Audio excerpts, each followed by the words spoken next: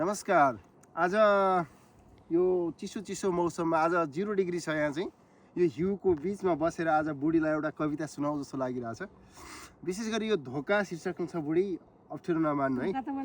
अनि नजर उसको हेराई मेरो, नजर उसको हेराई मेरो, दिल उसको धड्कन मेरो, प्रेममा सधैँ हङ्गामा चल्छ, घाउ दिन्छ ऊ बेचैनी मेरो।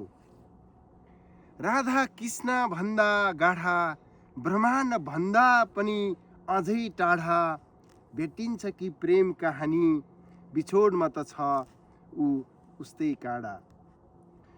राधा कृष्ण भन्दा गाढा, ब्रह्माण्ड भन्दा अझ टाढा, भेटिन्छ कि प्रेम कहानी, बिछोडमा त उस्तै काँडा।